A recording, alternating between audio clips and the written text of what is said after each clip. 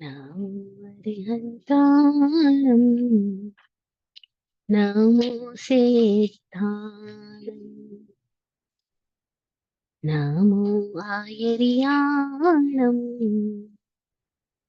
नमो वज्राय नमो लोये सवसाहूणम्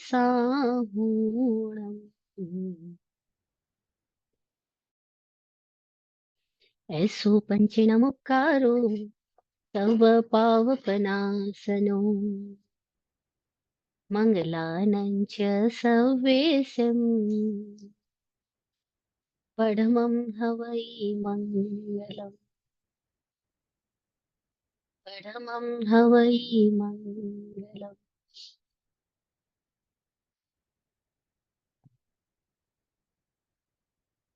तेरे दरबार से उज्जवल नहीं आभा कहीं देखी हजारों रंग दुनिया के नहीं खुशबू कहीं देखी तेरे दरबार सी उज्जवल नहीं आभा कहीं देखी।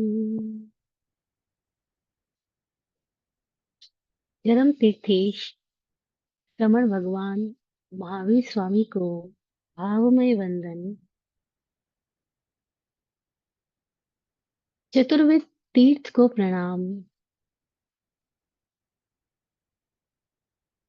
प्रत्यक्ष अप्रत्यक्ष रूप से सहयोगी सृष्टिगत समस्त षट निकायों के लिए सतत आभार आभार आभार।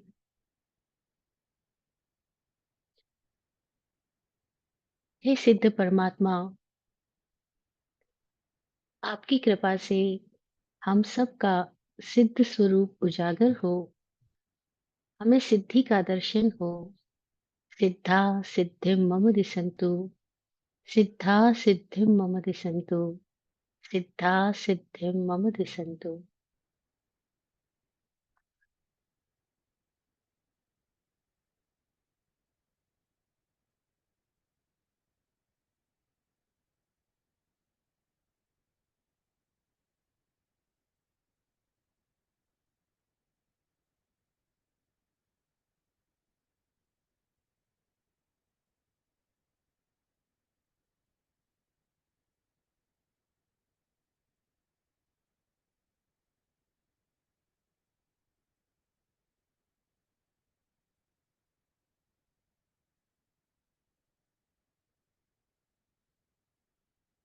जय हो। वाचिक उमा स्वाति जी की प्रज्ञा को प्रणाम, जिन्होंने ये सूत्र रचना कर हम सब के लिए एक ब्रिज का निर्माण कर दिया। और हम इस मोक्ष शास्त्र तत्वार्थादिगम सूत्र के सेकंड चैप्टर के फोर्थ सूत्र तक की बात कर चुके हैं। लास्ट सेशन में हमने बात की थी श्राइक भाव के 9 भेदों के बारे में, कि केवल ज्ञान है तो श्राइक ज्ञान है, केवल दर्शन है तो श्राइक दर्शन है।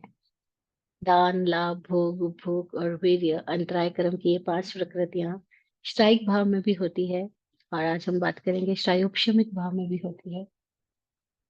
सम्यक्त्व और चारित्र जो मौन कर्म की 2 मुख्य उत्तर प्रकृतियां हैं, ये उपशम भाव में भी हमने जानी, श्राइक भाव में भी जानी, और आज हम इसको श्रायोपशमिक भाव में भी जानेंगे। मुख्यतः ये चारों जो कर्म प्रकृतियां हैं, ज्ञानावंद्य, दर्शनावंद्य, मोहनीय और अंतराय, जिन चारों को घाती कर्म कहा जाता है, इन चारों का ही श्रेय हो जाए तो जीव मुक्त हुआ। श्रेयोपशम साधक का पुरुषार्थ है, उपशम भी साधक का पुरुषार्थ है, और उदय सभी संसारी जीवों की एक कॉमन अवस्था है, जिसको हम अधिक भाव कह रहे हैं। वो सारे कर्मों की एक उदय उदय अवस्था है जो सभी संसारिक जीवों में है। लेकिन उपशम, श्रेयोपशम और श्रेय, ये तीन अवस्थाएं जो है वो एक पुरुषार्थ की बात है, एक समझदारी की बात है, एक विवेक की बात है, एक जागृति से होने वाली घटना है। सहज है, स्वभाव है, लेकिन चूंकि हम अभी स्वभाव में नहीं है, इसलिए हमारे लिए ये सिर्फ पुरुषार्थ जन्य है। हमारे लिए ये अवेयरनेस से मिलने वाली होने वाली घटनाएं हैं। ये हमने बात पिछले सेशन में की थी। तो कैसे श्राइक भाव के 9 भेदों में हमने जाना था, केवल ज्ञान, केवल दर्शन श्राइक है, और दान आदि पांचों लब्धियां श्राइक कब हो जाती है और क्षमिक कब हो जाती है, आज हम इसको जानेंगे। ज्ञान दर्शन भी श्राइक कब हो जाते हैं, क्षमिक कब हो जाते हैं, कब संयुक्त चारित्र शायिक होता है, कब संयुक्त चारित्र शायब शमिक होता है। तो आज जो पांचवा सूत्र है, जो शायब शमिक भावों के भेदों की व्याख्या कर रहा है, वह सूत्र कह रहा है, ज्ञान दर्शन दानादि लब्धयश्च चतुस्त्री त्रि पंच भेदा यथा क्रमम सम्यक्त्व चारित्र संयमा संयमाश्च। बड़ा लॉन्ग है ये सूत्र, फिर भी शॉर्ट है। ज्ञान दर्शन दान आदि लब्धयस, ज्ञान दर्शन दान आदि पांचों लब्धियां, चतुस्त्री पंच भेदा, ज्ञान के 4 भेद, दर्शन के 3 भेद और दान आदि के 5 भेद, चतुस्त्री पंच भेदा यथाक्रम, यथाक्रम से सम्यक्त्व चारित्र संयमा संयमाश्च, सम्यक्त्व चारित्र और संयम, और संयमा संयम, संयमा संयम, ये कुल भेद जो है वो शायोपशमिक भाव के भेद है। 4 और 3 7 और 5 12, और सम्यक्त्व चारित्र 13 14 और संयमा संयमाश्य 15, ये सारे वेद शायोपशमिक भाव के वेद है। अब हम बात करें इसमें ज्ञान 4, दर्शन 3, क्योंकि केवल ज्ञान है तो श्राइक है, लेकिन उसके सिवाय जो चारों ज्ञान है, मति ज्ञान, श्रुत ज्ञान, अवधि ज्ञान और मनोपर्य ज्ञान, वो शायोपशमिक है। केवल दर्शन है तो श्राइक भाव में है। उसके सिवा जो 3 दर्शन है, चक्षु दर्शन, अचक्षु दर्शन और अवधि दर्शन, ये शायोपशमिक भाव के अंतर्गत है। दान आदि पांचों लब्धियां, ये श्राइक में भी आ गई और शायोपशमिक में भी आ गई। अगर मोह मुक्त दृष्टि है तो वो श्राइक है, लेकिन अगर अभी मोह बचा हुआ है, पूर्णतः समाप्त नहीं हुआ, तो वो शायोपशमिक है। और सम्यक्त्व और चारित्र और संयमा संयम, ये सब शायोपशमिक भाव के भेद है। अब हम पहले एक शब्द को समझ लें, शायोपशमिक मतलब क्या। तो पूर्वाचार्य ने इसके एक एग्जाम्पल से समझाया कि जब कुछ प्रकृतियों का श्रेय हो और कुछ का उपशम हो, तो उसको श्रेयोपशम कहते हैं। जब सारा ही श्रेय हो जाए तो श्राइक है, सब कुछ उपशांत है तो उपशम है। बाल्टी में पानी आ, जम गया, गंदगी, पानी की गंदगी सारी नीचे तल पे बैठ गई, ऊपर पानी एकदम स्वच्छ निर्मल है, तो हमने उसको उपशमिक भाव बोला। स्ट्राइक भाव उसको बोला कि सोने में से सारी गंदगी निकल गई, सोने को आग में तपाया और सारी गंदगी निकल गई, सोना अब शुद्ध सोना ही रह गया, उसमें से कोई अशुद्धि नहीं रही, तो उसको हमने स्ट्राइक भाव बोला। शायोपशमिक भाव को हमने समझने के लिए चंद्रमा की कलाओं का एग्जाम्पल लिया था, कि कैसे चांद कभी एकम में, जैसे आज है, तो एकम में एक कला दिखाई देगी, द्वितीया में 2 कला दिखाई देगी, तृतीया में 3 कला। षोडश कला केवल पूर्णिमा के दिन है, उसके सिवाय चांद है तो पूरा 16 कलाओं वाला, लेकिन आकाश में हमको जब दिखाई देता है, कभी 8 कलाओं वाला, कभी 9 कलाओं वाला, तो हम उसको अष्टमी नवमी ऐसी तिथि बोलते हैं।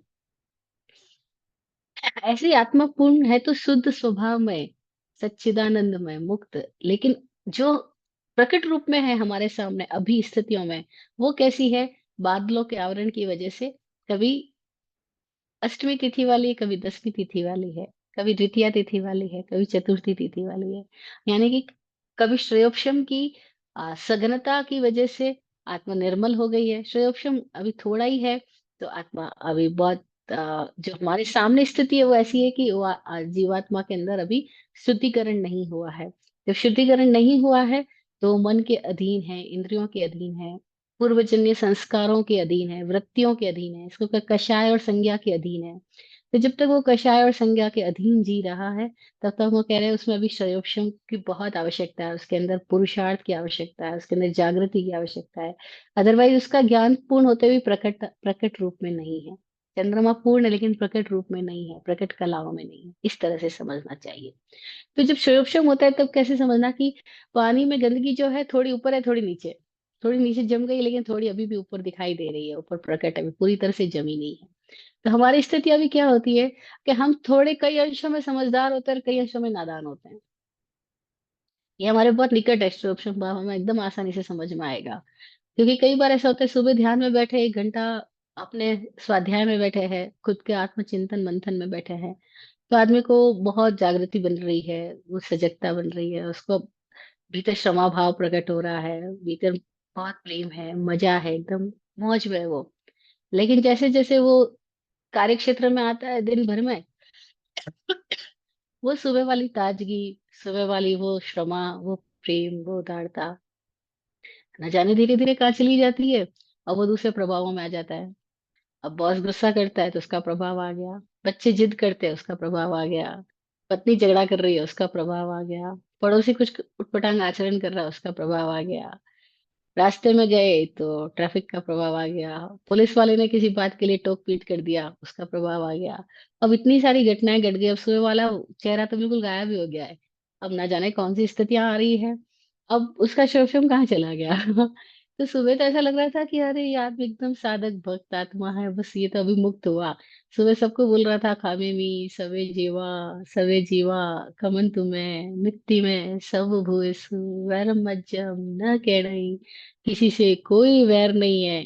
लेकिन जैसे ही घर में चालू हुई रामायण और महाभारत, अभी पता चलता है वैर है कि नहीं है। अभी सुबह तो आंख बंद करके भीतर ही भीतर बोल रहे थे वैर कुछ नहीं है, लेकिन बाहर जब स्थितियां सामने आती है, जब कोई हमारे अहंकार को चोट करता है, तो भीतर से ऐसा तूफान मचता है कि बस ये भाई है या पत्नी है या कुछ भी है, अब इसको बस बोल डालू कि तूने अपने आप को समझ के क्या रखा है। भीतर से भयंकर तूफान उठते हैं, और सारी सुबह वाली धारणाएं, ध्यान, समाधि की बातें, प्रार्थनाएं, सब की सब गायब हो जाती है। और आदमी के भीतर से क्या क्या क्या क्या निकलना शुरू हो जाता है। लोग भी बोलते हैं अरे यार सुबह तो आप बड़े धार्मिक दिख रहे थे, मंदिर में गए तो आपका चेहरा ऐसा था, अरे गुरु महाराज के सामने तो आप बड़ी बड़ी बातें कर रहे थे कि बस मोक्ष कब हो जाए, कैसे ये सारे कर्मों के चक्कर से मुक्त हो जाए। और अभी क्या हो गया इनको भाई साहब को, हाँ? अभी तो झगड़े में आए हुए, अभी तो पैसे के लिए लड़ाई झगड़ा कर रहे हैं, कोर्ट में जाने की बातें कर रहे हैं, ये हो क्या गया इनको। तो हम देखते हैं हमारे को, हम ही समझ में नहीं आते कि हम है क्या। उसमें तो कौन सा वाला चेहरा सही था, सुबह वाला था या अभी वाला है। या शाम वाला होएगा जब वापस पछतावा कर रहे होंगे, हाय मैंने क्यों किया, एक दिन तो मर ही जाना है, फिर झगड़ा क्यों किया, ऐसे नाराज करके क्या हो गया। अब अपनी वाइफ से वापस उसकी वो हाथा जोड़ी कर रहे हैं, भाई प्लीज खुश हो जाओ, मेरे से गलती हो गई, मैं क्या करूँ, गुस्सा आ गया था। अरे ये सब क्या हो गया हमारे भीतर। तो जब उदय में आता है तो हमारे भीतर से आवेग फूटता है, और आवेग के क्षणों में कोई सजग हो जाता है। और जो सजग हो जाता है वो क्या करता है, आवेग के क्षणों में ही उसकी दृष्टि को, वो अपनी दृष्टि को बाहर ले जाने की बजाय भीतर ले जाता है। और आवेग के क्षणों में अपनी दृष्टि को बाहर ले जाने की बजाय भीतर ले जाना, दूसरे पर केंद्रित करने की बजाय खुद पर कर देना, और दूसरों की क्रियाओं पे प्रतिक्रियाशील होने की बजाय अपने ही भीतर उठ रही प्रतिक्रियाओं का साक्षी हो जाना, ये जो पुरुषार्थ कर रहा है वो श्रवण भाव में जा रहा है। ये जो पुरुषार्थ कर रहा है, ऐसा ऐसा जो साधक है, ऐसी जो सजगता रख रहा है, जब आवेग आ रहा है उन क्षणों में, बड़ी मजेदार बात है। हालांकि आसान नहीं होता। जब समुद्र के अंदर लहरें ऊपर उठ रही हो, उस समय के अंदर समुद्र में तैरना, उस समय में नदी तालाब में भी तैरना आसान ही नहीं है, क्योंकि नदी में भी हमने देखा, जब हम ऋषिकेश के अंदर गंगा में गए, तो जब हम गंगा में सफरिंग कर रहे थे, और इतनी तेज लहर आई, हमारे साथ बोट में बैठने वाले कोई लोग ऐसे थे जो कहते थे कि हमको तो बहुत अच्छे से स्विमिंग आती है, हमको कोई खौफ नहीं है, ये नहीं वो नहीं। लेकिन वो लहर आई और हमारी तो बोट पूरी उल्टी हो गई, और सारे लोग पानी के अंदर। अब जिनको तैरना आता वो तो इतना घबरा रहा, वो कहते यहाँ तैर ही नहीं सकते, क्योंकि तो पानी का तो भंवर जाल बन रहा, इतनी तेज लहरों पे लहरें आ रही है, अब तैरने की कला कोई काम की नहीं आई। वो बोले हमें कुछ नहीं आया, हम तैरने में हमने अपने आप पे फील हुआ कि हमको तैरना आता था, लेकिन यहाँ की स्थिति में हमको कुछ भी तैरना नहीं आया। कोई सिचुएशन आती है तभी तो पता लगता है। ऐसे हम सबको बहुत तैरना आता है, लेकिन जब सिचुएशन आती है, लहरें आती है सामने से, और तब कब हमारी बोट उल्टी पुल्टी हो जाती है, कब हमारी बुद्धि उल्टी पुल्टी हो जाती है, और हम अपनी सारी कलाओं को, सारी प्रार्थनाओं को, ध्यान को, सब धन्यवाद को, सब कुछ को भूल जाते हैं।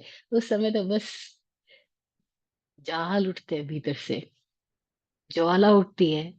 और जब वो ज्वाला उठ रही होती है, उस समय आदमी के भीतर से जो धुआं निकलता है, जो वो अपने आप को संभाल ही नहीं पाता। बस वही क्षणों के अंदर जो संभालना सीख ले, उसको तैरना है, उसको अच्छे से अपनी यात्रा को चलना जीना आया। और वो जो सीख रहा है, बस उसको हमने साधक बोला है कि उसकी दृष्टि अपने पर है। दूसरे पे दृष्टि तब तक तो वो साधक नहीं है, वो बाधक है। जब खुद पे दृष्टि आई, अब वो साधक।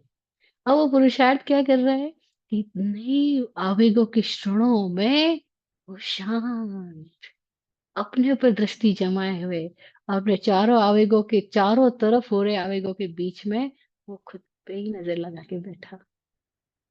हुआ एक बार ऐसा कि बहुत बड़ा जहाज, जिसमें सैकड़ों लोग यात्रा कर रहे हैं, और समुद्र के बीच में जब वो जहाज पहुंचा है, और ऊपर जहाज में ऊपर जो छत बनी हुई है, छत बोले तो ऊपरी जो सिरा है, वहां पे बहुत सारे लोग एक आदमी को बैठ के सुन रहे हैं। और वो एक आदमी है, वो बहुत सारी बातें लोगों को शेयर कर रहा है, क्योंकि लोग उनसे पूछ रहे हैं, लोग मानते हैं कि ये गुरुजी है, ये सत्पुरुष है, ये समझदार है। तो उनसे सब कोई अपने अपने सवाल कर रहे हैं, और वो बैठा सबको प्रश्न का जवाब दे रहा है, और इतने में ही तूफान आ जाता है। एकदम से अचानक से तूफान समुद्र में प्रकट हुआ। सारे लोग जो ऊपर से नीचे की तरफ भागे, कोई दुबक रहे है, कोई कुछ कर रहा है, कोई कुछ कर रहा है, और वो जहाँ बैठा था वहीं बैठा है। वो आदमी जहाँ बैठा है वहीं बैठा, वो हिला ही नहीं, डुला ही नहीं। वो पहले लोगों को बात कर रहा था, अब उसने बात करनी बंद कर दी, क्योंकि लोग तो चले गए हैं। और वो आंख बंद करके अपने अंदर बैठ गया, बाकी सारे लोग इधर उधर उधर हो गए। सबको लगा अब तो मर ही गए, अब तो खत्म हो गए, जान से हाथ धोना पड़ेगा। सब अपनी अपनी अंतिम प्रार्थनाएं कर रहे हैं, अंतिम कस्में खा रहे हैं, संकल्प कर रहे हैं, कोई कुछ कोई कुछ। कुछ देर के बाद में तूफान शांत हो गया। जब तूफान शांत हो गया, सबको ख्याल आया कि हम कहाँ थे। अरे हम तो फला व्यक्ति के साथ बैठे उनके साथ बतिया रहे थे, और वो हमको कुछ ज्ञान की बातें बता रहे थे, और अभी हमारी तो ये स्थिति है। तो वो वापस जाके देखते हैं कि उनका क्या हाल हुआ। तो हमको ज्ञान की बातें बता रहे थे, उनका क्या हाल हुआ। जाके देखते हैं कि वो जिस चेयर पे पहले बैठे थे उस पे अभी भी बैठे हैं, और उनकी आंखें वैसे ही बंद है। और एकदम शांत चेहरे पे, कोई भी आवेग नहीं, कोई भय नहीं, कोई कंपन नहीं। तो फिर कुछ लोगों ने पूछा कि हम सब तो दुबक गए थे, हम सब तो अपने अपनी सुरक्षा ढूंढ रहे थे, आप कहाँ चले गए थे? आपके भीतर भय नहीं आया? वो बोले मैं एकदम सुरक्षित स्थान में पहुंच गया था जब तूफान आया था। सुरक्षित स्थान में? इस बोट में कौन सा ऐसा सुरक्षित स्थान है जहाँ आप पहुंच गए थे जब तूफान आया था? बोले सबसे सुरक्षित स्थान तो मेरे भीतर है। वो एक ही जगह सुरक्षा है, बाहर तो चारों ओर तूफान है, चारों ओर सुरक्षा है। मैं अपने भीतर चला गया आग बंद होने पर। जैसे ही तूफान आया, मैं अपने भीतर एकदम सुरक्षित शांत स्थान में पहुंच गया, वहां कोई तूफान नहीं था। वहां एकदम मौज थी, बस मैं वहीं बैठा रहा। अभी तुम लोग आ गए तो वापस बाहर आ गया, नहीं तो मैं तो अपने सुरक्षित स्थान में बैठा ही था। लोग इतने हैरान हुए, अच्छा ऐसा भी पॉसिबल है? हम सारे लोग जब घबरा रहे हैं, हम सब जगह सुरक्षा ढूंढ रहे हैं, और तुम कहते हो कि मैं सुरक्षित स्थान में था, और वो भी आंख बंद करके अपने भीतर। अरे हमें तो नहीं आता इस सुरक्षित स्थान में जाना। तो बस यही कला सीख लो, इसी का नाम धर्म ध्यान। यही कला सीखना, इसी का नाम धर्म ध्यान है। क्या है धर्म का ध्यान? कि भीतर आ जाए, भीतर में ध्यान लग जाए। भीतर ही एक जगह सुरक्षा है, चारों ओर सुरक्षा है, सब कुछ बदल रहा है, कभी भी तूफान आ सकता है। हमारे में भी उठ सकता है, हमारे चारों लोगों में भी उठ सकता है तूफान। और जब तूफान आएगा तो पता नहीं क्या क्या स्थितियां आएगी। बिजली भी चमकेगी, बादल भी गरजेंगे, बारिश भी होएगी, ना जाने क्या क्या हो जाएगा, भूकंप भी हो सकता है, कुछ भी हो सकता है। कुछ भी स्थान पे सुरक्षा नहीं है, लेकिन जिसको भीतर जाना आ गया, उसको सुरक्षा के स्थान समझ में आ गया, वो श्रेयोक्षम में आ गया। अब वो विचलित नहीं हो रहा है। तो क्या हुआ, वो उठा तो उसके भीतर भी, लेकिन उसके भीतर जो कुछ उठा, वो उसके आवेग में बहा नहीं। कुछ कुछ अंशों में अगर बहा भी, तो भी वापस समझ गया। कुछ कुछ अंशों में अगर पुराना कोई अतीत का आवेग उठ के उसके भीतर आया भी, उसके भीतर से भी भय आया, बहुत प्यारी बात किसी ने कही कि एक बहादुर में और एक कायर में अंतर कितना है। एक बहादुर व्यक्ति में और एक कायर व्यक्ति में अंतर कितना, केवल एक कदम का। कितना अंतर? केवल एक कदम का। जिन स्थितियों में बहादुर एक कदम आगे बढ़ाता है, कायर एक कदम पीछे ले जाता है। बस। जिन सिचुएशंस में कायर एक कदम पीछे ले जाता है, बहादुर एक कदम आगे बढ़ा लेता है, बस इतना ही अंतर है बहादुर में और कायर में, और कुछ नहीं। और हम भी देखते हैं, हमारी जिंदगी में कितनी सिचुएशंस आती है, हम क्या करते हैं, कदम आगे ले जाते हैं कि पीछे ले जाते हैं, कदम भीतर ले जाते हैं कि बाहर ले जाते हैं, बस इतना ही फर्क है। जो भीतर ले जाता है वो वीर और महावीर हो जाता है, जो बाहर ले जाता है वो न जाने क्या क्या बन जाता है, जो शालक बन जाता है, कमठ बन जाता है, न जाने क्या क्या बन जाता है। तो का श्रवण भाव के चार ज्ञान के भेद है। मति ज्ञान, श्रुत ज्ञान, ये सब शायोपशमी ज्ञान ही कहलाते हैं। क्यों शायोपशमी ज्ञान कहलाते हैं? क्योंकि ये ज्ञान हुए ही तब है जब थोड़ा थोड़ा आवरण कहीं कहीं से हटा है, कहीं कहीं से आवरण दूर हुआ है, तो ही तो ये ज्ञान हुए हैं। अदरवाइज तो ज्ञान ही नहीं होता, अज्ञान ही होता। लेकिन चार ज्ञान, अज्ञान भी है इनमें और ज्ञान भी है। क्षयोक्षम का मतलब क्या है? कुछ अंशों में तो खिल गया है, कुछ अंशों में खिरा नहीं है, दब गया है। कुछ अंशों में तो कर्म कांड दूर हो गए हैं, कुछ अंशों में तो आदमी मेमोरी से डिटैच हो गया है, कुछ अंशों में तो आदमी अपनी पूर्व स्थितियों से बाहर आ गया है, लेकिन कुछ अंशों में अभी भी उसके प्रभाव मौजूद है, अभी भी उसकी स्थितियां बाकी है। कोई कोई लोग हैं जो समझदारी से अपने भीतर इन अवस्थाओं को देख पाते हैं। और बड़ी मजेदार बात है कि जो लोग खुद के भीतर होने वाले इन सारी इस परिवर्तनों को और स्थितियों को देख पाते हैं, अपने शोषण को समझ पाते हैं, उन्हें दूसरों का शोषण भी समझ में आ जाता है, और तब उन्हें किसी भी व्यक्ति के व्यक्तित्व से कोई भी पीड़ा नहीं होती, उन्हें कष्ट नहीं पहुंचता। क्योंकि जब उन्हें ये समझ में आ जाता है, जैसे कबीरदास बोले ना एक स्थान पर कि बुरा जो देखन मैं चला, जब मैं बुरा देखने के लिए चला तो मुझे पता लगा मासू बुरा न कोई, मुझसे बड़ा तो बुरा कोई है ही नहीं। हाँ?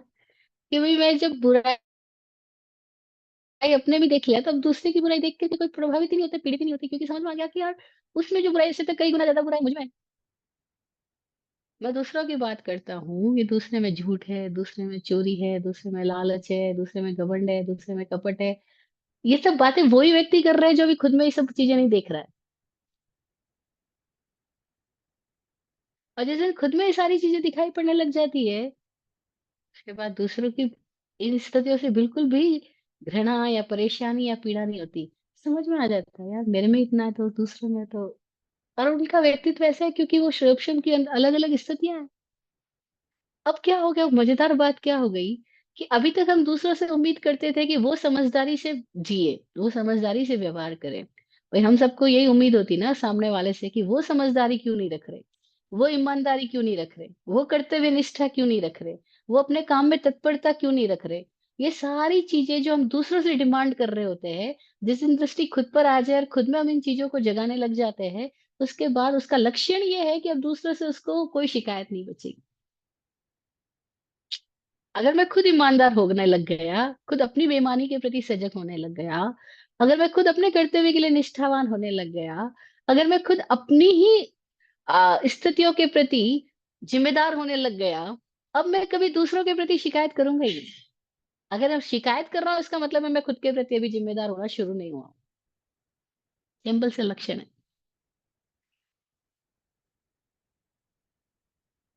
अभी भी शिकायत मौजूद है, यानी एक ही बात है कि मैंने अपने आप की जिम्मेदारी खुद लेना भी शुरू नहीं किया है, तो भी शिकायत मौजूद है, अदरवाइज मौजूद हो ही नहीं सकती।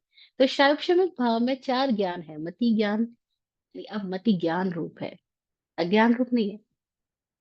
अब वो मति अपने हित में प्रयोग में आ रही है, अपने अहित में प्रयोग में नहीं आ रही। अदरवाइज होता है कि हमारे पास मति है, बुद्धि है, परखने की क्षमता है, सुनने देखने जांचने परखने की क्षमता है, लेकिन सब से हम अपने अगेंस्ट काम में लेते हैं, खुद को दुखी बनाते हैं दुनिया को देख देख करके। तो मति अज्ञान हुआ कि ज्ञान हुआ? मैं देखती थी मेरे पिताजी प्रवचन सुन करके आते थे और परेशान नजर आते, हमने एक दिन पूछा, आपने इतना अच्छा प्रवचन सुना, आपने प्रवचन की, गुरुदेव की तारीफ भी करी, और उसके बाद आप दुखी क्यों, परेशान क्यों? बोले परेशान इसलिए हूँ कि ये जितने लोग प्रवचन सुनने के लिए आए थे, उन सब ने प्रवचन सुनने के बाद में, जब वो कमरे में जाके ड्रेस चेंज कर रहे थे, सामाई की ड्रेस छोड़ करके अपने वापस दूसरे कपड़े पहन रहे थे, तो वो जो बातें कर रहे थे, उनके बातों में वापस वही सारी बेईमानियां, वही लालच, वही अहंकार, वही सारी वो गुरुदेव की बातों का उपहास कर रहे थे। तो मुझे बड़ा खेद हुआ कि मैंने सुना क्या। मैंने कहा उनको कि उन्होंने क्या सुना, आप इसकी परवाह कर रहे हो, आपने क्या सुना वो भी तो देखो।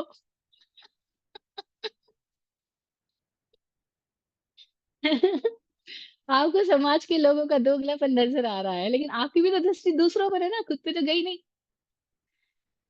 बोले नहीं, मैं खुद को देख रहा हूँ, लेकिन मुझे दूसरों को देख के बड़ा दुख हो रहा है। मैंने कहा फिर गड़बड़ है, फिर खुद को नहीं देख रहे हैं हम, फिर हम भी तो गलत दिशा में ही जा रहे हैं। लेकिन ऐसे ही समाज सुधारक होते हैं। So called social reformers are those जो हमेशा दूसरों की गलतियों का डिब्बा अपने दिमाग में रख करके चल रहे होते हैं, और उनसे उनके घर वाले बहुत परेशान होते हैं। वो बोलते हैं, यार अपने घर की सब चिंता संभलती नहीं, और समाज की चिंता और घर में ले आते हो। तो ज्ञान ज्ञान रूप नहीं होता। जिसका हम ज्ञान बोल रहे हैं वो ज्ञान है ही नहीं, वो हमारे अहित में चल रहा है। क्योंकि हमें तो परेशान कर रहा है, हमें तो हल्का नहीं कर रहा, भारी बना रहा है, हमें तो और ज्यादा टेंशन से भर रहा है। तो ज्ञान कहाँ हुआ? ज्ञान तो वो हुआ जो हमें निर्मल करे,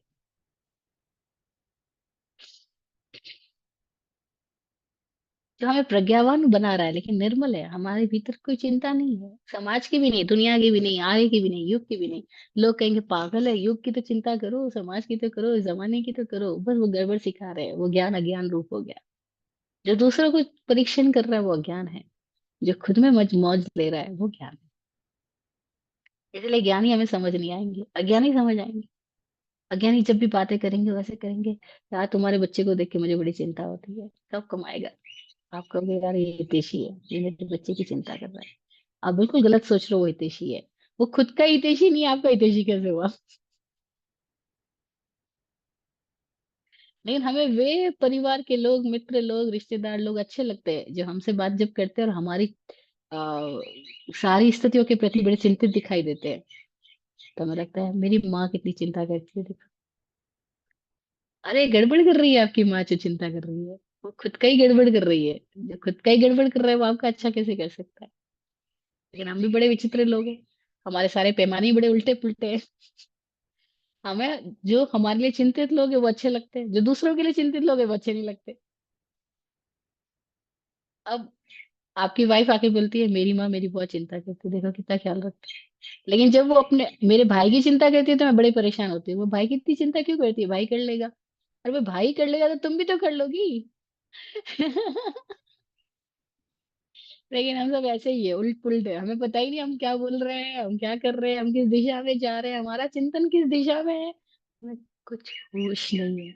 जिसको होश है वही सार्वक्षमिक भाव की साधना में है। वो जो होश को जगा रहा है, वो जो देख पा रहा है कि मेरा ज्ञान अगर मेरे को ही निर्मल नहीं कर रहा है, तो ज्ञान कैसे होगा, फिर तो ज्ञान हो गया।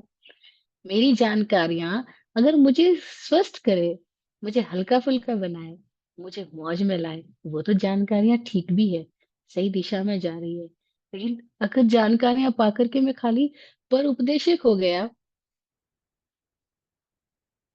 व्याख्याकार हो गया, बड़े बड़े बैनर बना करके लोगों के बीच में प्रचारक बन गया, लेकिन मेरी जिंदगी में तो अभी दुख पीड़ा ही है, तो फिर वो ज्ञान नहीं। अपने हर एक स्थिति के प्रति जो सावधान होने लगता है वो ज्ञान को उपलब्ध होता है। तो चारों ज्ञान शायोपशमिक है।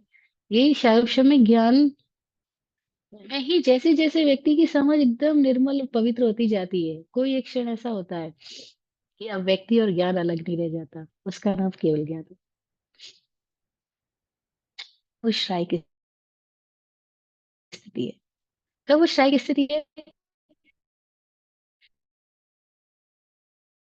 अब उसको अपने ज्ञान होने का भी भान नहीं, इसका कोई द्वंद है वो खत्म ही हो गया। अभी तो हमें द्वंद होता है, अभी हमारी जो स्थिति हम देखते हैं हमें द्वंद होता है, क्योंकि कभी तो हम आपके प्रति आश्वस्त होते, कभी हम अपने आपके प्रति आशंकित होते।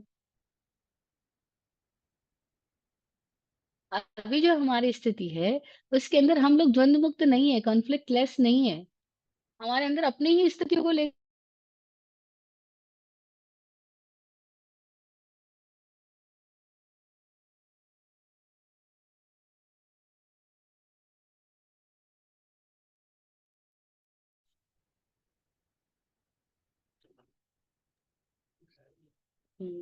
नेटवर्क हाँ, नेटवर्क इश्यू है। नेटवर्क नेटवर्क का थोड़ा इश्यू है वैभवश्री जी। हाँ, अभी ठीक है, अभी अभी वापस आ गया है। यस। तो मैं बता रही कि अभी हमारी स्थिति ऐसी है कि हम खुद के प्रति कभी आश्वस्त होते हैं, कभी आशंकित होते हैं। हमारे अपने भीतर द्वंद है, और जब तक ये स्थितियां हैं, इसका मतलब है कि हमें अभी और अपनी ही दिशा में पुरुषार्थमान जागृत होने की आवश्यकता है। और तब क्या होता है, शैक्षणिक भाव में आदमी जो जो समझ मिलती है, उस समझ को अपनी दिशा में अप्लाई करता है, तो शैक्षणिक भाव बढ़ता है। अभी हमने सुना और सुनी हुई बात को अपनी दिशा में अप्लाई किया, तो शैक्षणिक भाव बढ़ा। बाहर की दिशा में अप्लाई किया, गड़बड़ हो गया। बस ये संभलने समझने की आवश्यकता है।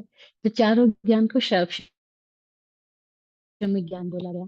ऐसे ही तीनों दर्शन को शैक्षणिक दर्शन बोला गया, क्योंकि जो चक्षु है, अचक्षु है, अवधि है, हकीकत में तो दर्शन के आवरण की वजह से ही है। दर्शन पे आवरण ही नहीं होता तो केवल दर्शन होता, मात्र देखना होता। लेकिन यहाँ तो मात्र देखना नहीं है, देखने के लिए हमको सहायता चाहिए, उपकरण चाहिए।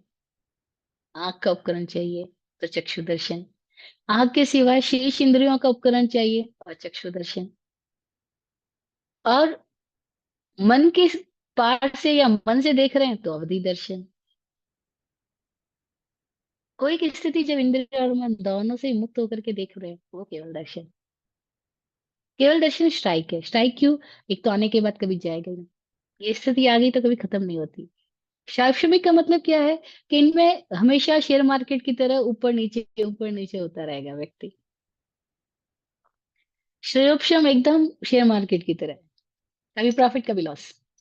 कभी उपशम होगा, कभी नहीं होगा, कभी श्रेयोपशम होगा, कभी नहीं होगा, कभी उदय में बह जाएगा, कभी नहीं बहेगा। वो सारी स्थितियां एक खिचड़ी की तरह है। और हम सबकी जिंदगी भी ऐसी तो है, खिचड़ी की तरह है। हमें नहीं पता चलता हम क्या है क्या नहीं है, क्योंकि हम बदलते ही रहते हैं पूरी टाइम। तो श्रेयोपशम में तीनों दर्शन को बताया कि तीनों दर्शन शायोपशम एक दर्शन है, चक्षु, अचक्षु और अवधि दर्शन। इन तीनों को शायोपशमिक बताया गया। क्यों? क्योंकि ये तीनों स्थितियां ऐसी है जहां आवरण कुछ बंद हुआ है, कुछ क्षीण हुआ है, कुछ नहीं हुआ है। कहीं आदमी मान्यताओं से मुक्त होकर देख पा रहा है, कहीं नहीं देख पा रहा। कुछ अंशों में मान्यता से मुक्त हो गया, लेकिन कुछ अंशों में नहीं भी हुआ। कई लोग हैं जो कलर भेद नहीं करते, गोरे काले का भेद नहीं कर रहे, जाति भेद नहीं करते, कौन जैन है कौन नॉन जैन है, ऐसा कोई भेद नहीं करते। उनके भीतर से जाति भेद चला गया, वर्ण भेद चला गया, लेकिन उनके भीतर से अभी तक अमीरी और गरीबी का भेद नहीं गया। अमीरों को देख के आकर्षित हो जाते हैं, और गरीबों को देख के से दूर दूर। का मतलब क्या हुआ, कुछ अंशों में तो ठीक हुए, कुछ अंशों में नहीं हुए। कुछ चीजों में तो वो सावधान है, कुछ चीजों में वो अभी भी बेभान है। तभी लोग नहीं बोलते कि ये इंसान ऐसे तो बोलता है कि मैं कोई जिद नहीं करता, कोई झगड़ा फसाद नहीं करता, लेकिन ये अपने नियमों को लेके तो बड़ा कट्टर है। बस जिद्दी तो हो ही गया, जिद्दी तो हो ही गया, लेकिन उसकी दिशा कुछ दूसरी है, कुछ और आयामों में है। लेकिन वो देख नहीं पा रहा, हर जगह हर स्थिति को नहीं देख पा रहा है। इसीलिए तो वो शैक्षणिक भाव में है। पूरा ही देख ले तो शायिक भाव में आ गया।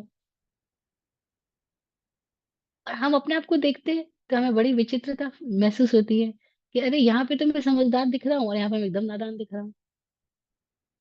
ये क्या? यहाँ तो मैं बह रहा हूँ प्रवाह में, और कहीं कहीं मैं प्रभाव से मुक्त हो जाता हूँ। तो जिन क्षणों में सावधानता बढ़ती है, सावधानता बनी रहती है, उन क्षणों में तो हम प्रभाव भीतर से आ रहे हो चाहे बाहर से आ रहे हो, दोनों के प्रति अप्रभावित रह लेते हैं। क्षमित में जा रहे हैं, श्रेय में जा रहे हैं।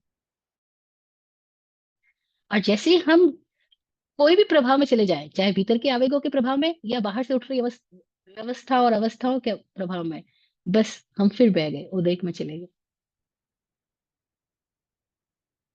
अब पूरी टाइम साधक का पुरुषार्थ क्या रहेगा कि वो कैसे औदिक भावों से खुद को श्राप भाव में लेकर आता जाए। उसी को प्रतिक्रमण भी कहा गया। कि अतिक्रमण हो गया, क्रम से बाहर चले गए, अपने ऑर्डर से, अपने स्वभाव से आउट ऑफ ऑर्डर हो गए, रीऑर्डर हो जाओ।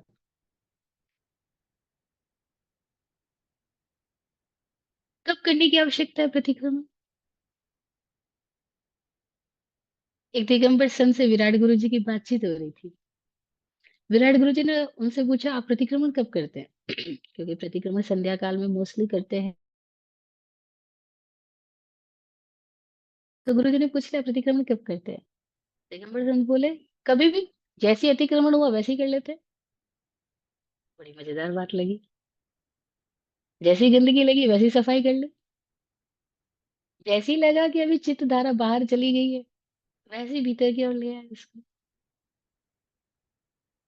विराट गुरु जी की बहुत प्यारी एक प्रतिक्रमण के ऊपर कविता है। वो कहते हैं, यदि तेरा हर कार्य निज गुण दे बता, प्रतिक्रमण की है यही बस गुणवत्ता। कि तेरा कार्य अपना गुण खुद ही बता दे।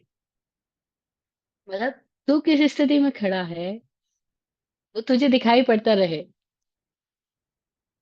तेरे एक्शंस किधर जा रहे हैं, तेरी एक्टिविटीज कहाँ है, होश में बेहोश में है। इसको क्वालिटी समझ में आने लग जाए, तो आदमी अतिक्रमण से प्रतिक्रमित होता जाएगा।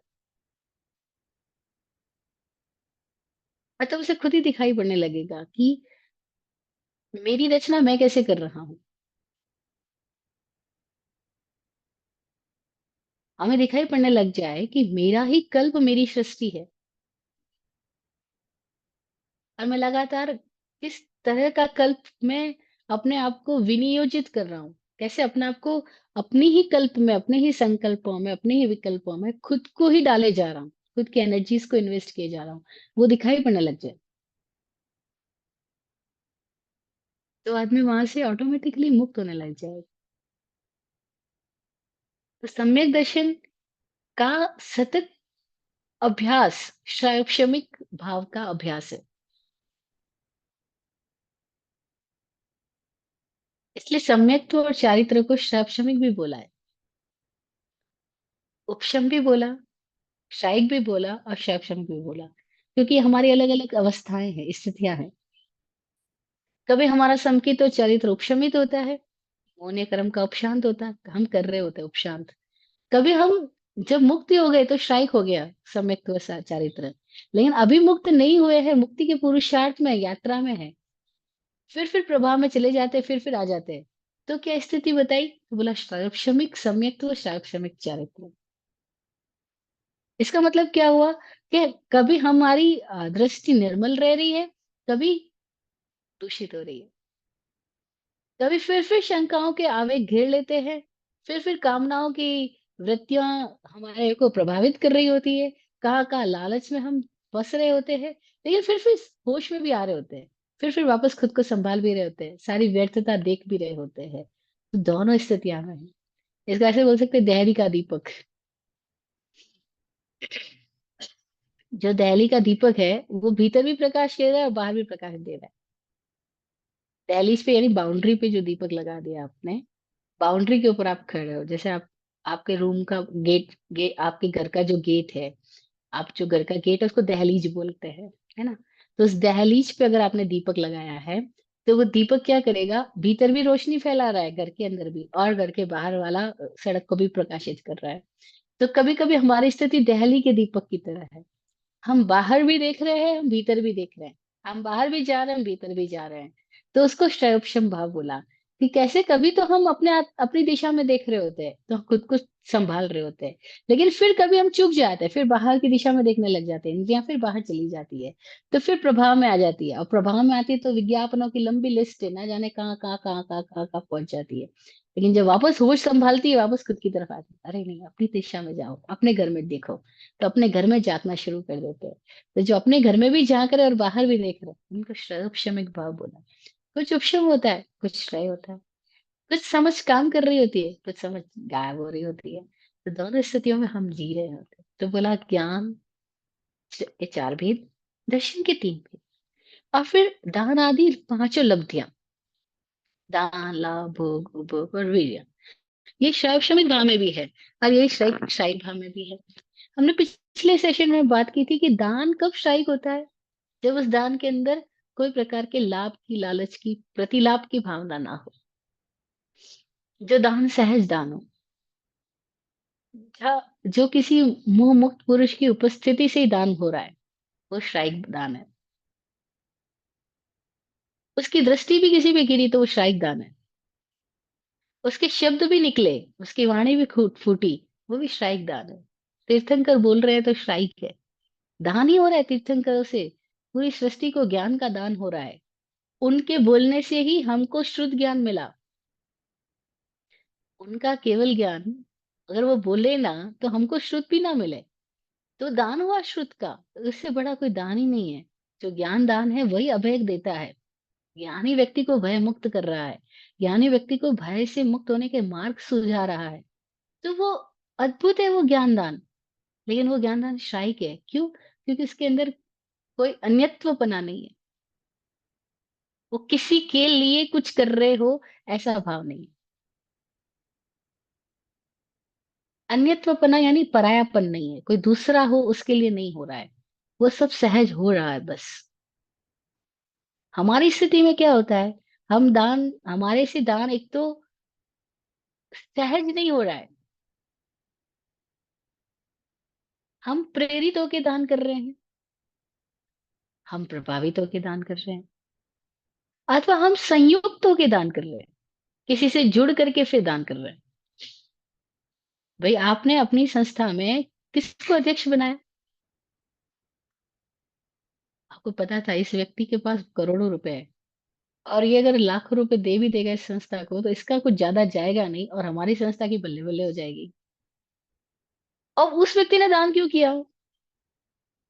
क्योंकि उसको अध्यक्ष पद मिला है, तो अध्यक्ष की कुर्सी पे बैठने के साथ वो आपकी संस्था के साथ संयुक्त हो गया है। अब संयुक्त होने की वजह से वो दान कर रहा है। अपनी इमेज के लिए भी कर रहा है, हो सकता है, हो सकता है पवित्र भाव से कर रहा है, प्रदर्शन की भावना नहीं है उसके भीतर।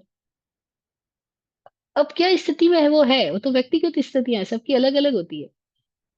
मैंने यहाँ तक देखा एक व्यक्ति को, एक संस्था में उसने दान किया, और उसके दान के पैसे से पंखे लगाए गए। और वहां पे कुछ साधु आके ठहरे। अब जनरली तो साधु लोग पंखा लगा चलाते नहीं है अपने लिए, तो जैसी सहज स्थितियां होती है उसमें जीने वाले होते हैं। पर ऐसा भी तो सारे साधु नहीं है। कई साधु ऐसे हैं जो, उनको पंखे की आवश्यकता है, कूलर की आवश्यकता है, सब कुछ। तो वो साधु आके ठहरे उस कमरे में, और उन्होंने पंखा लगा लिया, पंखा चालू है, और वो पंखे की हवा के नीचे बैठे हैं मजे से। और वो भाई जिसने ये पंखा दान किया था ना, वो वहां पहुंचा, तो उसने देखा कि हमारा सब लोग होकर के ये पंखा चला रहे हैं, और पंखा तो मैंने दान किया है। अब ये पंखा चलने से जो जीव हिंसा होएगी और साधुओं को जो पाप लगेगा, उस सबका कारण तो मैं बन जाऊंगा। आप देखो उसकी सोच अपनी है। अब दे दिया तो फिर तुम्हारे को क्या लेना देना, पंखा कोई चलाए ना चलाए, छूट गई, बात खत्म हुई। लेकिन उसके दिमाग से बात खत्म नहीं हुई है। तो उसने वहां पे, क्या बोलते हैं, झगड़ा स्टार्ट कर दिया कि आप पंखा बंद करो, यह है वो है। और जिन लोगों को उसने पैसे दिए थे पंखा लगाने के लिए, उनसे से झगड़ा किया। और वही भाई मुझे ये सारी स्टोरी सुना रहा था, मैंने ऐसा किया वैसा किया। मैं हंसे जा रही, हंसे जा। बोले आप सीरियस नहीं हो, मरा सा होकर के आप हंस रहे हो? तो मैंने कहा फिर आपने दान ही कहा किया, मुझे तो ये बात ही समझ आ गई, इसको दान क्यों बोल रहे हो? बिज़नेस बोलो, आपका तो पूरा पूरा संपत्ति पर अधिकार है कि भई मैंने पैसे दिए थे पंखुड़ियों पे, एक-एक पंखुड़ी पे लोग नाम लिखवा रहे हैं, पंखे की पंखुड़ी पे नाम लिखवा रहे हैं कि ये पंखा मैंने दान किया है। अरे भई इसको दान क्यों बोलते हैं? तो एक संसार का जनक, एक मुक्ति का कारक। दान तो मज़ेदार चीज़ है, लेकिन एक वो जो सहज होता है, वो मुक्त है। एक वो जो मोह के साथ है, अभी दान ही नहीं हुआ है, इसका नाम दान कर रहे हैं, पर वो दान नहीं हुआ है। उसमें से हो सकता है कभी किसी क्षण में देते समय भाव कोई निर्मल रहे हो तो श्रोक्षम भाव में आया होगा व्यक्ति। अदरवाइज तो श्रोक्षम में भी नहीं जाता, वो नए नए कर्मों का बंधन ही बांधता रहता है, क्योंकि उसका परिग्रह तो छूटता ही नहीं है। उसका मैंपना तो गायब ही नहीं होता, वहां से मैंपना तो बड़ा रहता है। मेरा है ये भाव तो बना ही है। जब तक ये भाव बना ही है, दान का हुआ। दान क्यों था? कि मोह मुक्त हो सके व्यक्ति। मोह में आदमी मेरा मेरा करता है, दान में आदमी छोड़ देता है, विसर्जन कर देता है। मेरापना छूट जाए उसके लिए दान था। मोह हट जाए, मोह गट जाए, मोह समाप्त हो जाए, इसलिए दान था। दान एक औषधि की तरह था, एक उपचार की तरह था, कि आदमी के भीतर का ये मैं बना जाए।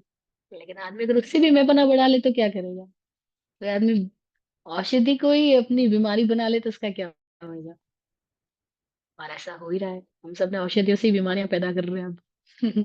जो जो धर्म की स्थितियां थी वो औषधि के लिए थी, उपचार के लिए थी। आदमी ने उन उपचार के साधनों में ही अहंकार को जोड़ लिया। उपचार के साधनों में मैं मेरापना इकट्ठा कर लिया, तो क्या कर सकते हैं? मंदिर थे कभी मुक्ति के लिए, कि व्यक्ति जाए अपने मैंपने को मुक्त कर दे, मैंपने को छोड़ दे, इसलिए सिर झुका दे, खत्म करे सारी बात, पंचांग नमन हो जाए। लेकिन यहाँ उल्टा हो गया, मंदिर में के अड्डे बन गए। और राजस्थान पे हमने ऐसा ही किया, जो जो निर्जरा के निमित्त हो सकते थे, उन स्थितियों में हमने बंधन का कारण पैदा कर लिया। तो कोई क्या कर सकता है ना? तो दानादि पांचों लब्धियां, दान भी, लाभ भी। लाभ भी सर्वक्षम कब होता है? लाभ होता ही तब है जब सर्वक्षम होता है। कोई आपके पास लाभ हो रहा है, इसका मतलब कि कुछ तो भी घट रहा है, कुछ तो भी आवरण ढीले हो रहे हैं, कुछ तो भी स्थितियां मजेदार हो रही है कि आपको लाभ हो रहा है। लेकिन लाभ सर्वक्षम कब तक रहता है? जब लाभ में भी कोई मैपना ना जुड़े, आदमी लाभ पाकर प्रदर्शन में ना जाए, तो उसका लाभ भी शाही की स्थिति में ले जाएगा उसको। लाभ मिलने पर भी आदमी में उदारता मौजूद रहे, अन्यथा लाभ मिलते ही अधिकार भाव आ जाता है, मेरा है। आपके नाम, आपके पिताजी ने महल कर दिया, आप, आपके भीतर कैसा भाव आएगा? ये सबके लिए है ऐसा भाव आएगा, ये मेरा है? बस हमारी सारी कंडीशनिंग ही ऐसी है कि जैसे ही लाभ अपनी तरफ आता है, उसमें मेरापना जुड़ ही जाता है, उदारता नहीं रहती। और फिर कदाचित उदारता आती भी है, तो बड़ी मजेदार बात है कि हम बांटने के बाद में भी उस पर दृष्टि बनाए रखते हैं कि कौन इसका क्या कर रहा है। वे आपने बांट दिया, बात खत्म हुई। लेकिन कौन इसका क्या कर रहा है, ये दृष्टि बनाए रख रहे हैं, तो फिर तो गड़बड़ी हो गई। फिर तो वही संसार हो गया। फिर तो अकाउंट जारी है, अकाउंट बंद कहाँ हुआ? कैरी फॉरवर्ड हो रहा है। जहाँ तक कैरी फॉरवर्ड हो रहा है वहां तक संसार है। जब स्टॉप हो गया, दृष्टि भी नहीं डालना, खत्म हो गई बात। वो लाभ भी श्रमिक हो जाता है। भोग उपभोग भी श्रमिक है, वीर्य भी श्रमिक है। ये सारी स्थितियां जो हमको मिल रही है, वो कोई मजेदार स्थितियों की वजह से हमको सारी भोग उपभोग की सामग्रियां मिलती है, शक्तियां मिलती है, लब्धियां मिलती है। ये सारी स्थितियां लेकिन किसके लिए मिल रही है? इन सब को हम अपनी वापस आत्म जागृति की दिशा में कैसे ले जाए? अदरवाइज होता क्या है, जैसे ही एक साधक साधना के मार्ग पे चलता है, धारणा ध्यान समाधि में थोड़ी थोड़ी झलकें लगने लगती है, उसके अंदर कोई कोई लब्धियां प्रकट हो जाती है, वो कुछ बोलता है, घटनाएं होने लग जाती है, अनायास वो कहीं किसी को कुछ दे देता है, चमत्कार हो जाता है, सामने वाले का कुछ मजा हो जाता है, अब उसका नाम होने लग जाता है, वो प्रदर्शन में चला जाता है, और धीरे धीरे वो इसी दिशा में आगे से आगे बढ़ जाता है। वो अपने प्रभाव से न जाने लोग आने चालू हो जाएंगे। आपके पास कुछ आया नहीं और आपके चारों लोग, जैसे फूल में अभी परागकण पैदा हुए नहीं और मधुमक्खियां आनी चालू हो जाएगी, भंवरे आने चालू हो जाएंगे। आपके पास कुछ आया नहीं, लोग आने चालू, और जैसे ही लोग आने चालू हो जाएंगे, क्या हो जाएगा, प्रभाव में बह जाता है आदमी। फिर लोग आके सिर्फ रिक्वेस्ट करते, देखो आप तो एक बोलोगे और हमारा काम हो जाएगा, आपको तो खाली एक लाइन बोलना होगा और हमारी तो जिंदगी बदल जाएगी, प्लीज आप बोल दीजिए। बस आप बोलने लग गए, खत्म हो गई बात। धीरे धीरे धीरे धीरे सारी लब्धियों को आदमी ने बाहर की दिशा में लगा दिया। अब शाश्वमिक भाव से कुछ लब्धियां आई, वो थी श्राइक भाव में जाने के लिए, लेकिन चला गया औदिक भाव में, तो क्या हो गया, अतिक्रमण पे अतिक्रमण, संसार रचना हो गई। फिर से वो ऊपर चढ़ा, वापस नीचे आएगा, फिर चढ़ेगा, फिर आएगा। ऐसे न जाने हम कितने 99 के फेर में चलते जाते हैं। और विराट गुरु जी बोलते हैं, अक्सर तो लोग 100 में से 99 लोग तो श्रावक भाव में होते हैं, कोई एक आदमी शाइक भाव में जाता है, बाकी तो सारे लोग सांप सीढ़ी खेल रहे होते हैं। और सांप सीढ़ी बड़े मजेदार है, चढ़ते हैं फिर सांप काटता है, फिर नीचे आते हैं, फिर सीढ़ी चढ़ते हैं, फिर सांप काटता है, फिर नीचे आते हैं। ये श्रावक भाव की सारी रचना है। तो हम अपने श्रावक भावों से श्राइक भाव में कैसे जाए, ये पुरुषार्थ। हम अपनी समझदारी को, अपनी लब्धियों को आत्मा की दिशा में कैसे लगाएं, इसको वस्तुगत जगत में ना लगा करके, इन सारी लब्धियों के बावजूद भी हम कैसे अपनी दृष्टि को एकदम बिना किसी प्रयास के, बिना किसी आयास के, बिना किसी लालच के, बिना किसी प्रदर्शन के भाव के बनाए रख सके, वो मजेदार स्थिति है। तो वो श्राइक में चला जाता है, श्राइक हुआ, मुक्त हुआ। अदरवाइज वो संसार में चाहे 99 कमाए, 98 कमाए, 96 कमाए, चाहे किसी भी दिशा में कमाए, वो है अभी एक चक्कर में।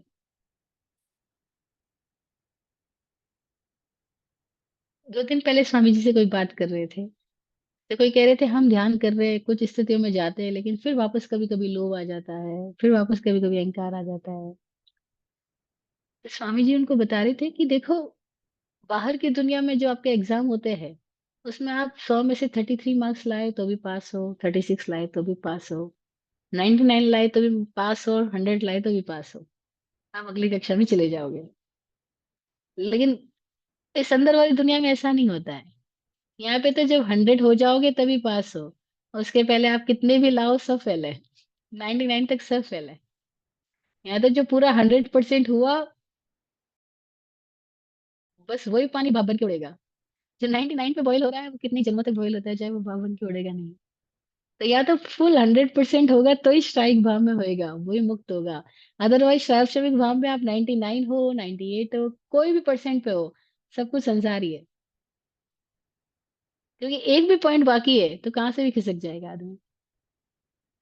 और पुराने प्रभाव इतने गहरे हैं हमारे भीतर, वो जब उठते हैं तो हम समझ ही नहीं पाते, उन आवेगों और उन वृत्तियों के बीच में हम कहाँ गायब हो जाते हैं। तो शाश्वमी का पुरुषार्थ क्या है, 4 ज्ञान, 3 अज्ञान, दान आदि पांचों लब्धियां, सम्यक्त्व चारित्र, और संयमा संयम। संयमा संयम यानी कुछ अंशों में संयम है, कुछ अंशों में असंयम भी है। मोस्टली सब लोगों की यही स्थितियां है, संयमा संयम है।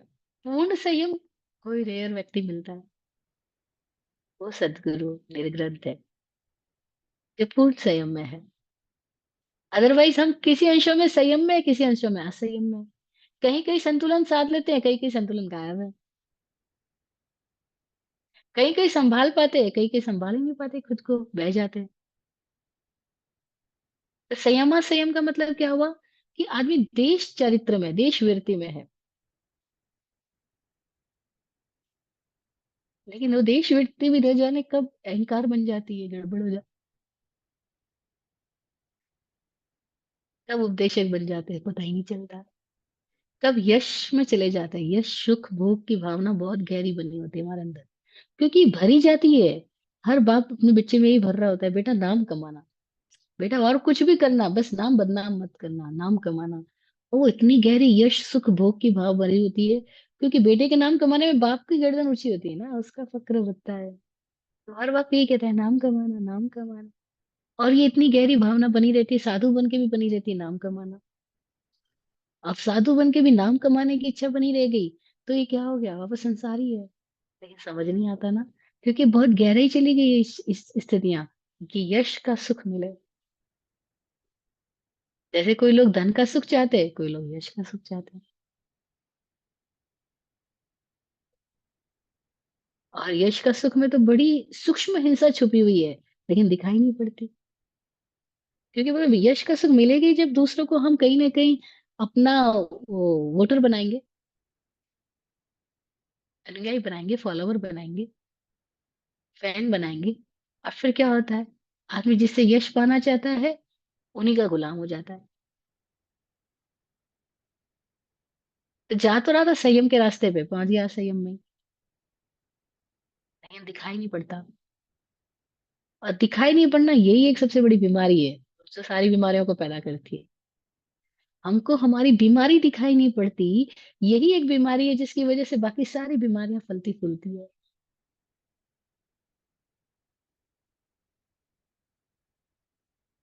और कोई दिखा भी दे हमारी बीमारी, तो वो हमें शत्रु मालूम पड़ता है।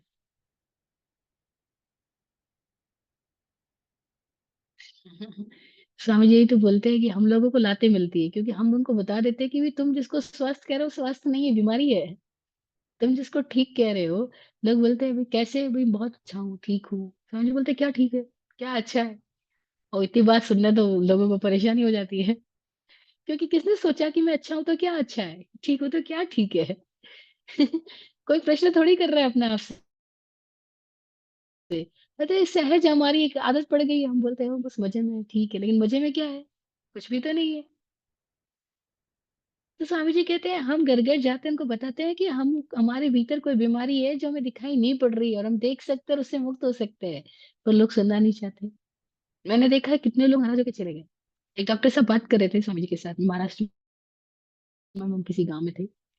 वो बोले कभी-कभी बहुत उदासी आती है, डिप्रेशन आता है, नेगेटिविटी आती है, अदरवाइज़ ठीक रहता हूँ। स्वामी जी बोले इसका उपाय है, ज़रूरी नहीं है कि आप ऐसे उदासी में या डिप्रेशन में जाओ, लाइफ़ दूसरी तरीके से भी जी जा सकती है, जिसमें खाली मज़े ही मज़े हो, कोई उदासियाँ ना हो। बोले ऐसा थोड़ी हो सकता है। जो बोले पुरुषार्थ करें, थोड़ा-सा ध्यान की कुछ साधनाएँ होती है, आपको अपने अंदर को एक रस मिलने लग जाएगा, तो बाहर की स्थितियों से आप अप्रभावित हो जाओगे।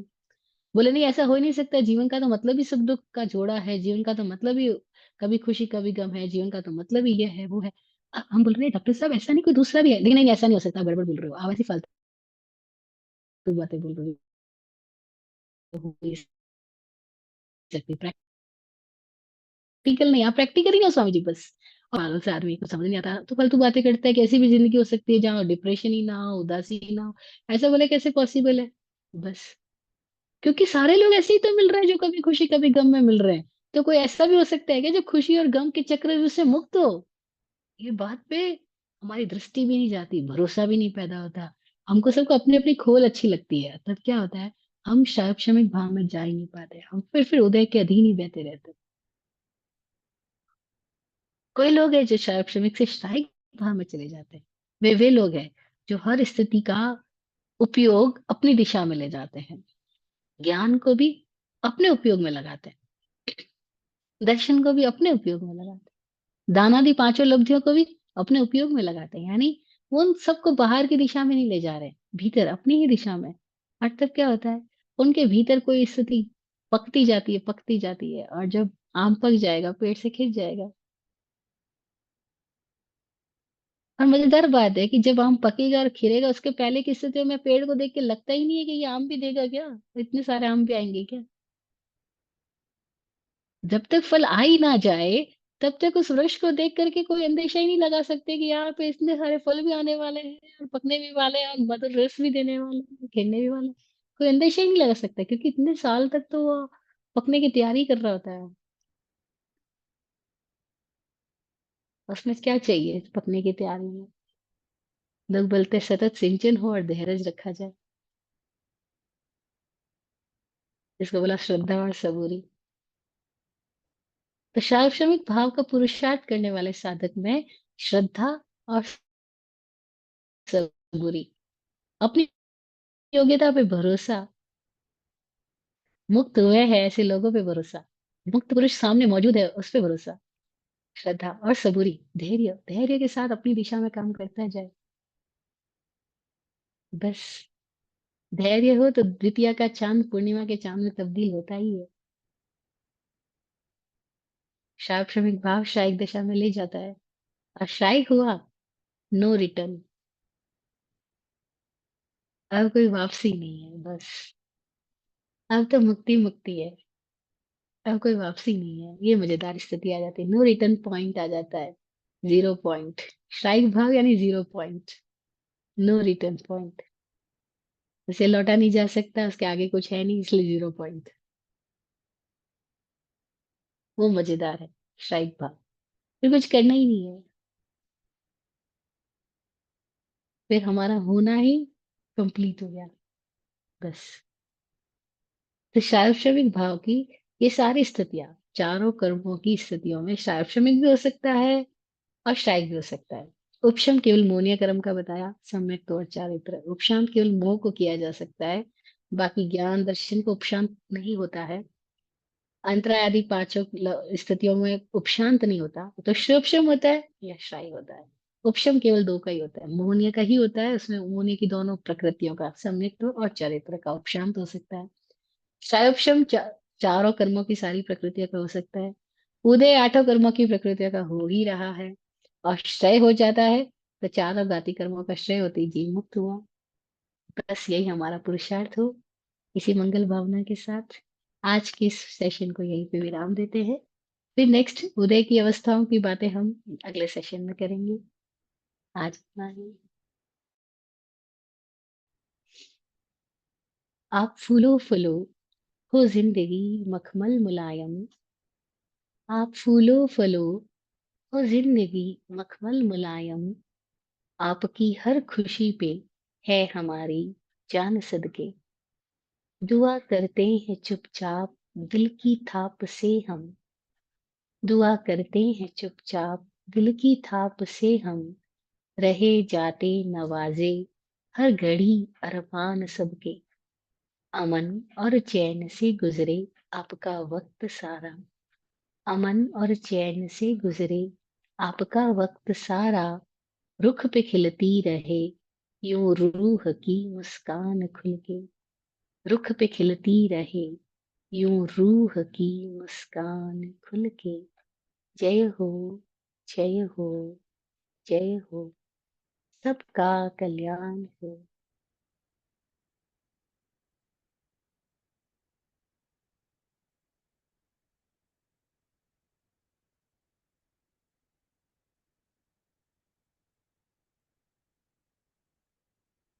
ओम शांति।